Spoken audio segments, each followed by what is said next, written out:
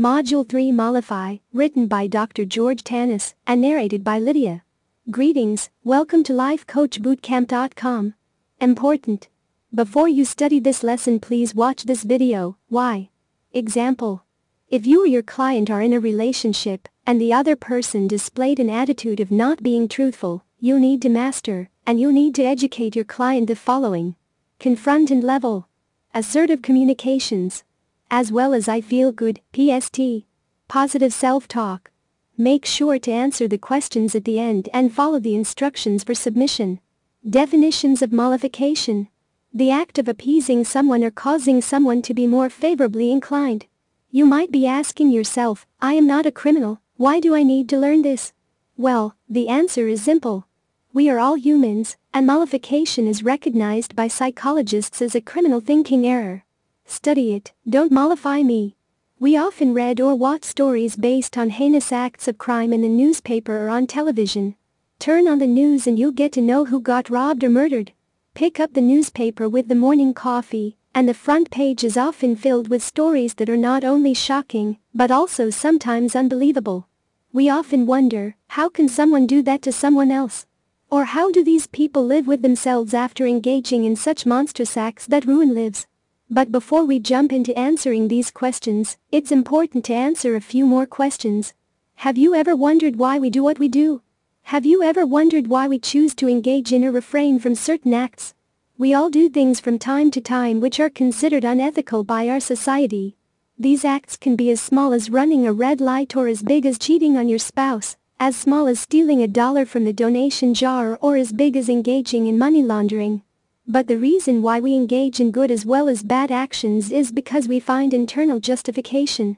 We justify our actions by telling ourselves stories based on our past experience, by denying the consequences of our actions, and sometimes by altering the reality to make the consequences of our actions tolerable. Criminals are no different. After all, they are also humans. According to the book The Criminal Lifestyle, Patterns of Serious Criminal Conduct, by Glenn D. Walters, there are 8 criminal thinking errors. These errors are mollification, cut-off, power orientation, sentimentality, cognitive indolence or laziness, discontinuity, entitlement, and super-optimism. Each of these errors helps career criminals, those who engage in wrongful acts for a living, justify their actions to themselves. In this article, we are going to discuss mollification. One of the cognitive thinking errors that helps criminals in rationalizing their crimes, shifting the blame to others for their actions, and denying any injury or harm they inflict on innocent people. Over the years, criminal psychologists who studied data on the motives behind the crimes have provided various insights. Each criminal act is powered by a motive. But the question arises, how do criminals justify their acts? Some of the techniques used by criminals include self-deception, blame or denial. Almost all times, people who engage in wrongful activities are completely aware of the consequences of their actions. They are aware what they are doing is wrong, and they are aware that the consequences can be severe. But they still choose to engage in these acts because severity gets masked by the methods they use for internal justification. There are many ways these criminals justify their actions. While methods used might differ, the aim among the criminals is common, to mask the severity of the consequences. Some of these justifications are as follows. My needs are also important. Some criminals engage in wrongful activities because they feel cheated. They feel that the system and society are responsible for their current situations. It's completely unfair that he gets to drive an Audi, while I have to put up with this piece of junk. He already has a lot of nice stuff, wouldn't hurt much if I take some of it forcefully. I don't see why he gets to flaunt that Rolex, while I am working really hard to buy bread and butter. They feel it's unfair that others have all the luxuries in life while their lives are full of struggle. I want to be successful. Many criminals choose to walk unethical paths because they want to succeed quickly. Somewhere they believe that the resources they have in their current situation are not enough to fulfill their aspirations. And hence they choose to take shortcuts. I never went to college, I can't get a job. The only way for me to have all the nice things is stealing. I might live in a trailer park, but that doesn't mean I have to deal with poverty for the rest of my life. I want to be rich. While it's completely fine to have aspirations, harming innocent people to fulfill your goals is not. Using suppression to rationalize. Many criminals choose to suppress their morality by using certain phrases. Typical phrases are, I am doing this for my family, I need this, and I am not overthinking it, this is the only way I can make things right, I have no choice, I am doing the right thing. Blaming and rationalizing. One of the most common thinking patterns in criminals is blaming. They do things because according to them it's always someone else's fault. I pulled the trigger because the person I was trying to rob was trying to resist. I stole that car because my mom always told me I would never amount to anything, and I can't have nice things. It's her fault, she raised me like this. I robbed the bank because the bank denied me the house loan because of my bad credit score. Shifting the blame to others not only helps them justify their criminal acts, but also frees them from taking responsibility. When a person thinks everything is someone else's fault, he never puts in the efforts to change his behavior. The Robin Hood. This one is different from all the points above. Many criminals have motives behind committing a crime which result from hatred, envy, self-loathing, etc., but some criminals do it for the greater cause. Some criminals engage in crimes because they want to do greater good.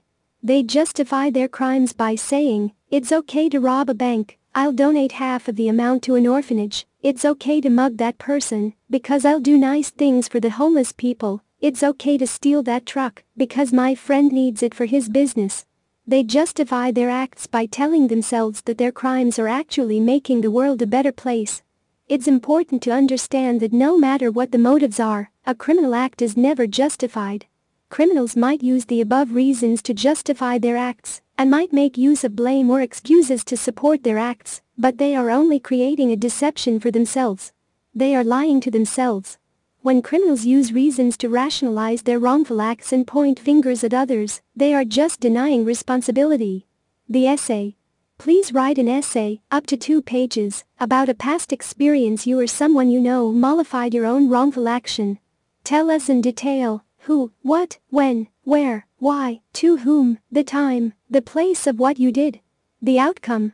And tell us in detail how you could have changed that use from what you learned today, so the outcome would have been good. Internalize this lesson.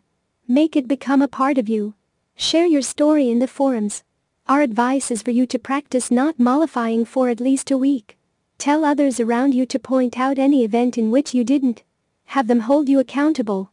Visit the forum and do a confession. What is a confession?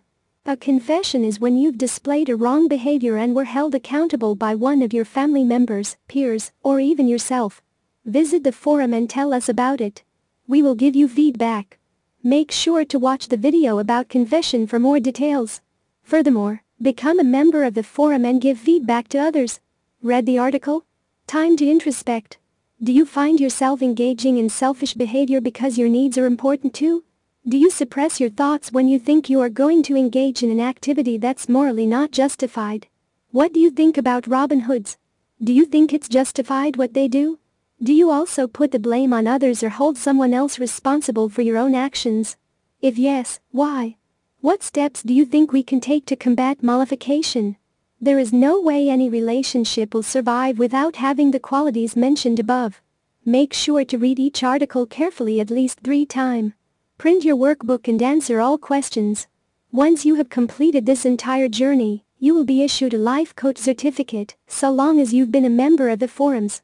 Also, follow the instruction for sharing your story in our forums, as well as participating in our forums, especially our unique confessions forum, so you may gain practice, knowledge, experience, and expertise. I am thankful that you have given me this opportunity to share all of this with you. May God bless you and bring prosperity and peace into your life. Respectfully yours, George Tannous, Ph.D.